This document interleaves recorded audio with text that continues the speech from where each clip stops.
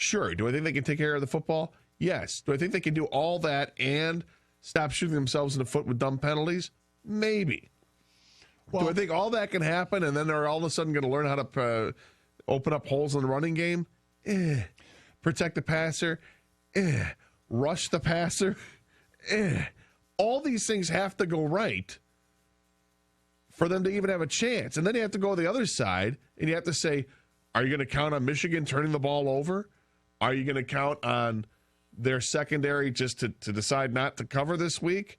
All these things, it seems like it's too much. And Michigan is better than I thought they'd be this year through 7 games. They look better. They're better than I thought. I thought they'd be good. I did not think they'd be this good. They are really good. Why do you think it is? What has stood out? And that's a question for Michigan fans as well at 248-539-9797. Because for me, I think it's the development of Wilton Speight. I think he's come along a little bit faster than I expected. I mean, the one thing about Speight now, he's got 7 starts, and he's got the game at Minnesota. He's got 2 fourth-quarter go-ahead touchdowns on his resume, and that was, I said at the beginning of the year, at some point he's going to have to make a throw, lead a drive, and he had a fourth-quarter tie game against Wisconsin, was able to do that, and he did it in his first big appearance, which was at Minnesota, but Wisconsin is 10 times better than that Minnesota team was a year ago. No, I look at it, and I think it's their line play on both lines. Their defensive line is outstanding, and their offensive line has played so much better this year, and in both aspects of the running game and also the passing game. And if you give quarterbacks time to throw, they're going to be better.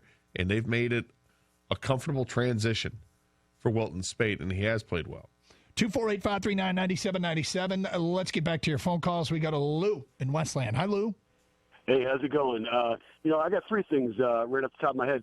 One, the Palace. I got so many good memories of the Palace, but one of the ones that stands out the most is my ex went and got me tickets to see the Police. And when she got the tickets and I looked at them, they were behind the stage. I'm like, oh, these nice seats you got there. But I'm a drummer, so it happened to be exactly behind Stuart Copeland, and I was just in awe the whole time. I was just like, this is amazing. Cool. That's very cool. Good for you. I mean, that's really cool for you to have that perspective. To see the Police come back and do that, it was just great. And it was such a great venue to see them at, and they were just moving around. It was just awesome. The second thing I got is Michigan State. It's a rivalry game, So anything can happen, and I'm a Michigan State fan, and I'm getting just hammered right now by all my Michigan fans, and they're just. I told them, I said, well, what if we win? Then it's just going to take the wind right out of you guys' sails. You guys are going to be pretty much in awe again to see a team that is just horrible take you down. Well, there's nothing to lose. There's a narrative out there that has this being the end of the road for Michigan State. Like, hey, this is the beginning of the end for you. They're going to get squashed by Michigan, and then I hope you enjoyed your run of 7 out of 8 wins over them, because it's not going to happen again as long as Jim Harbaugh's here. And I think that's a little ridiculous. I don't think State's going to win this week, but I think to pronounce Michigan State dead is also kind of ridiculous. Well, is Michigan State, Michigan loses a lot next year, but the problem Michigan State is that Michigan State, the bar has been set at winning the Big Ten East, and Ohio State brings so much back. I can't see them being able to tumble Ohio State. And the way with Harbaugh's recruiting, I think Michigan's going to reload. Maybe not right away, but that's going to be their challenge, is to try and get back to that place, because they shouldn't set the bar at just beating Michigan. They should set the bar where they set it. But the bar isn't just beating Michigan. It never has been. The bar has always been to win Big Ten championships, and they've been able to do that. They've done that for a long time now and competed for it. Are you comfortable with the idea of getting back to the point of competing with Meyer and Harbaugh? Absolutely. Okay. Without a doubt. I said last week, I think within 2 years, this Michigan State team is going to be contending for the Big Ten championship. 248-539-9797. Where is Ray? Ray's in Clarkston and next year on 97.1 The Ticket. Hello, Ray. Hi, how's it going? Good. First off, with the Palace, I was letting your call screener know, I actually know one of the people that does event coordinating there. And I was talking to her last year when they were building a new stadium, asked her what they'd do if the Pistons went downtown. And she said that there's something like 150 different venues that they can't schedule or bid on or try to entice to come because of the length of time they need. Through the fall, winter, and spring, they can't give somebody 5 days, 2 to set up, 2 to do a show, 1 to close down.